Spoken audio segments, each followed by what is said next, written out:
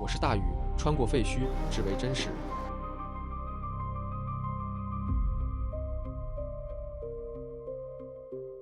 歡迎訂閱，點亮小鈴鐺，跟大禹一起出發。在上一期視頻裡，大禹探訪了山海關最大的鬼城，號稱北方亞龍灣的合生天岱河，投資40億，爛尾13年，4次流拍無人敢接。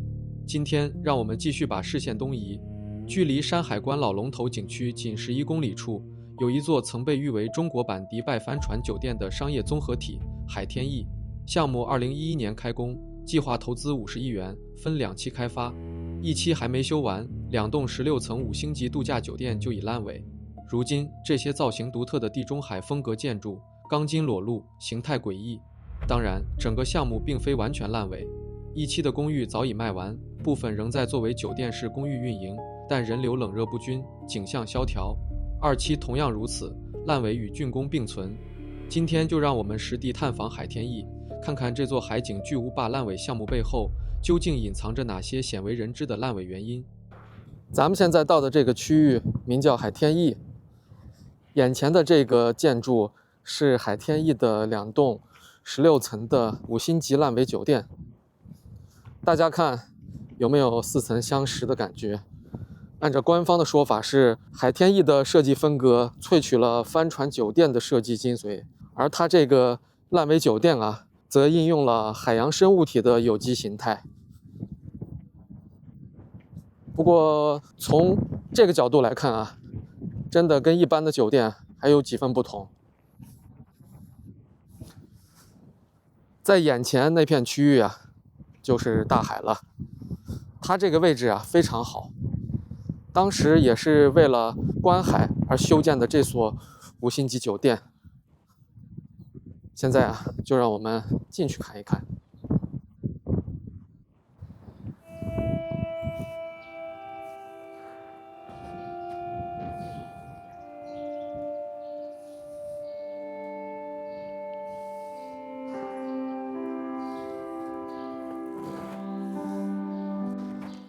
可以看得出，现在這個5星級酒店內部呀，徹底荒廢爛尾了，還是毛坯的狀態。這些地方呀，現在已經成了年輕人探險遊玩以及到海邊度假來觀賞的一個地標建築。當然啊，我在這兒也要提醒各位，進入這些區域啊，還是非常危險的。你過來以後啊，一定也要多加小心。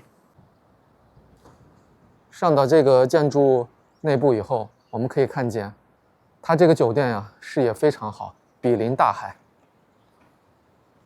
但是作為海天逸的1期項目，非常可惜，還沒有驗收合格就已經爛尾了。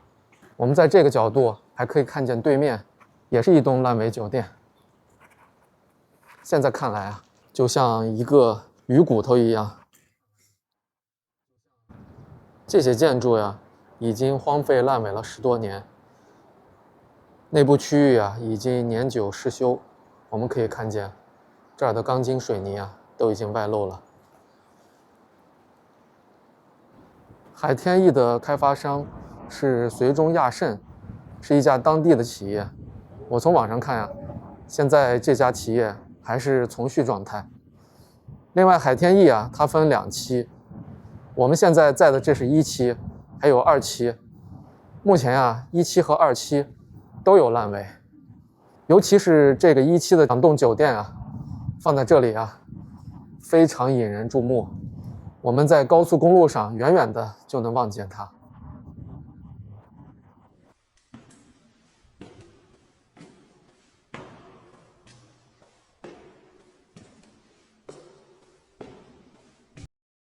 關於這2棟16層的度假酒店真正的爛尾原因啊，網上也是眾說紛紜。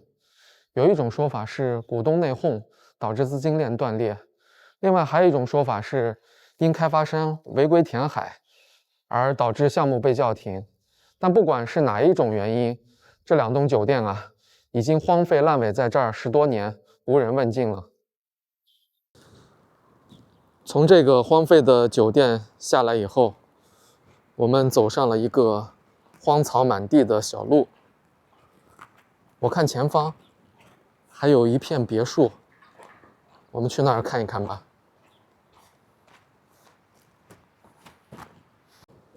從這個別墅的外觀來看，樣子呀非常複雜，粉刷的也很雪白。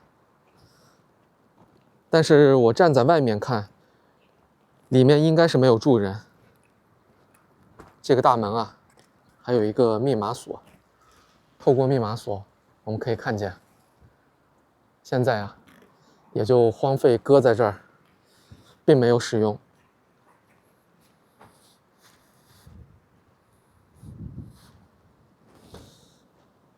在他眼前，就是一望無垠的大海。這裡啊，還有一些廢棄的兒童遊樂設施。之前應該是也規劃要做一個遊樂城吧，但是根本就沒做起來。可以看見這些小房子呀，現在孤零零地躺在這裡，裡面的東西已經搬空了，沒有商家，也沒有游客。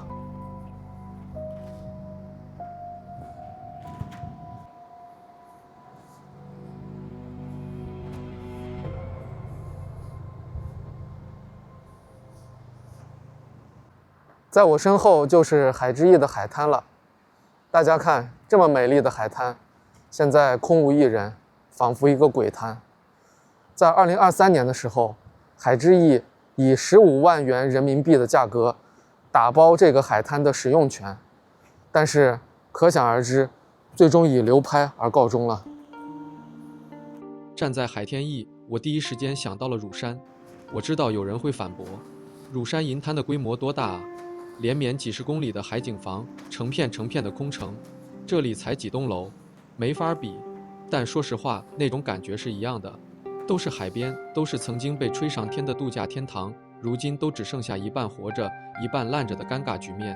規模可以比，但荒涼的本質不需要比。更何況海天翼只是東戴河的一角，讓我們繼續向下進行吧。我特別喜歡這艘船，我感覺它的顏色呀非常好看。可以看見，裡面徹底都腐朽了。這艘船呀，擺在這裡，我感覺一點都不違和。它和後面的爛尾樓啊，映襯在一起，非常有感覺。前方就是那個萃取迪拜帆船酒店的建築。這個建築呀，現在還沒有爛尾，讓我們過去再看一看吧。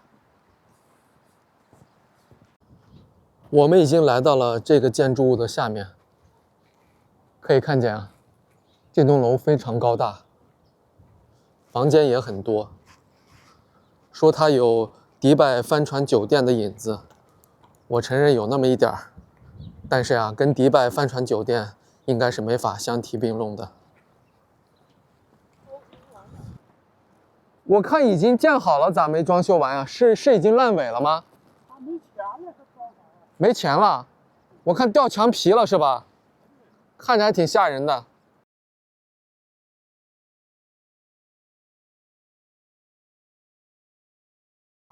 大家看，我身後有2棟樓。剛才跟那個本地的大爺聊了一下呀，說一棟樓現在是正常入住的。靠近這邊的這棟樓啊，雖然外立面已經裝修完畢，但是裡面呀，應該也是毛坯的狀態。從外面看，正在掉牆皮，非常危險。我們來到了正常營業的這棟樓，可以看見下面有一些零星的小商店。我剛才從網上查了一下，目前啊，這些區域的房屋呀，在淡季的時候，基本啊都是在打折出租。一般的價錢啊，也就是在60-70塊錢，高的呀也就在70-80塊錢。但是啊，依然吸引不了游客來這兒遊玩。我們進裡面看一下吧。哦，可以看见这儿的信报箱啊非常多，说明啊这个楼上有很多住户。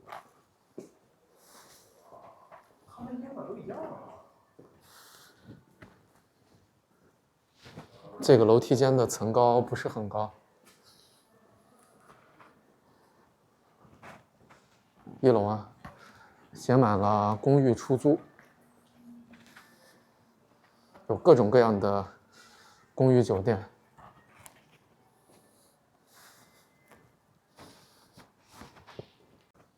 我现在就来到了这个建筑的大厅内部，这里面呀大大小小的分布了不计其数的公寓和酒店。但是呀，可以看见，就算是周末，这里的生意啊依然不是很好。5·1、11可能还有那么一点人流量，就像今天，它虽然是周末，但是基本上还是没有人过来。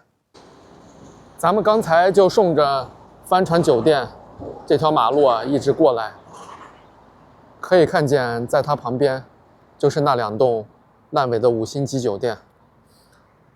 在马路对面，这个就是它海天逸的2期。我们远远望去啊，後面還有大片的爛尾建築群。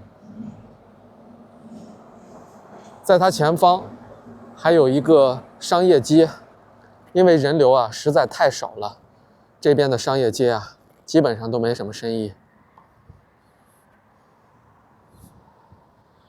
可以看見啊，由於人流太少，這邊的住宿啊、餐飲啊都已經關張大吉了，就連12元的刀削麵也已經賣不出去了。前面還有一個海鮮店，這裡啊擺了很多桌椅板凳，但是貌似啊不見一個遊客在這裡用餐。這些放海鮮的魚缸也都空在這兒。這裡面啊桌椅板凳還在。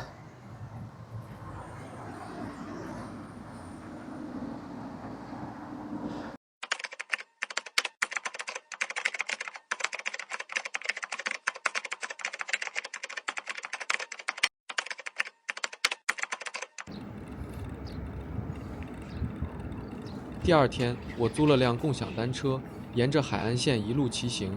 30公里的茫茫海岸線，想全部拍完不太現實，索性按當地人的指引，挑幾個名氣大的地塊再去探一探。首先，我們來到的是距離海天逸3公里的月半灣，名字聽上去很文藝，現實卻很無奈。這裡呈現出一種比爛尾更令人唏噓的僵屍化狀態。建築半成品還在，偶爾還能看到幾份施工許可證的批後公告，仿佛項目還活着。但真正抵達現場後，巨大的反差撲面而來，高達82萬平方米的規劃體量，與眼前那些高約100尺的荒樓、空無一人的工地，共同勾勒出一個荒誕至極的現實。從月半灣出來，我沒有多做停留，而是直接去了相隔不遠的佳兆業。說到這家集團，我們並不陌生。之前在長沙，我們探訪過佳兆業的雲頂都會，高層爛尾，工地停工，是他在湖南留下的敗筆。今天來到東戴河，同樣能看到這家企業在困境中掙扎的影子。佳兆業東戴河規劃11平方公里，投資500億，曾是重點工程。2018年因違法填海被通報，疊加債務危機，開發受阻。如今已見區域勉強運營，大片土地荒着，有的被種上了菜。這個營銷中心堪比恆大。我們來看一看大門口的12門禮炮，現在已經成為擺設了。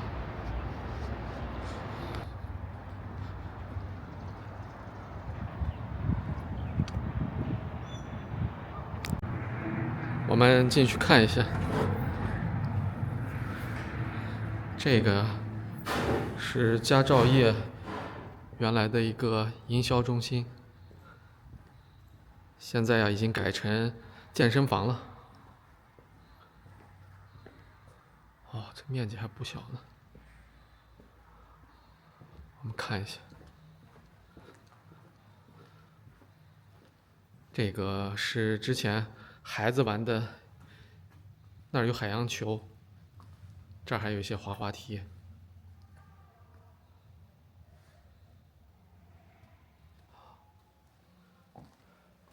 我們再去別處看看。前面那個地方就能通到售樓大廳，現在已經封閉了。哦，很黑呀。这是一個之前的禮堂，沒有燈，我們就不看了。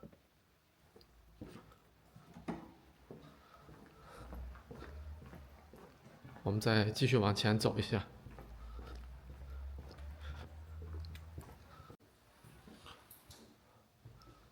辦公室。哦，可以看見，這是佳兆業之前員工的一些办公室，電腦啊、鍵盤啊，還就擱在這兒，現在已經無人使用了。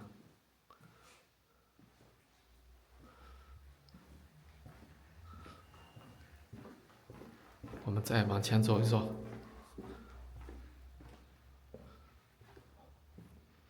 哦，這些桌椅板凳都還在啊。這兒還有喝小茶的地方。現在應該沒人在這兒坐着喝茶了吧？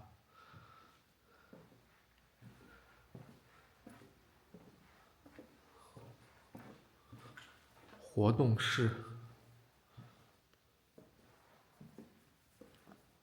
這兒還可以打麻將，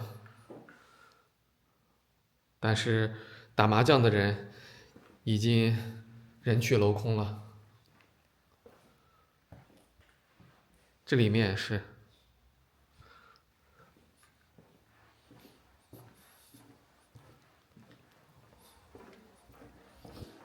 我們可以看見啊，佳兆業現在他一撤攤子，這些地方呀，宛然一副人去樓空的現狀。當然，這些地方呀，現在又被重新利用起來了，當做健身房。我認為啊，這個也挺好的，至少啊，這些建築沒有荒撂在這兒。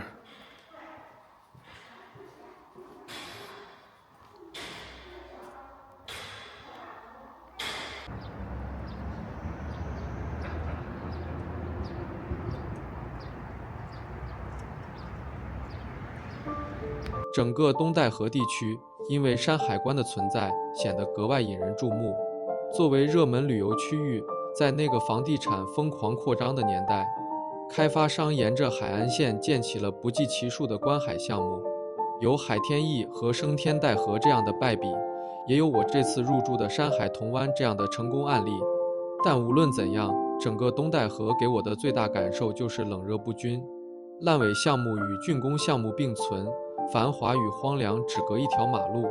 最後也感謝所有收看本期節目的朋友，如果你喜歡這個頻道，記得點個讚，加個關注。我是大宇，讓我們每個周末不見不散。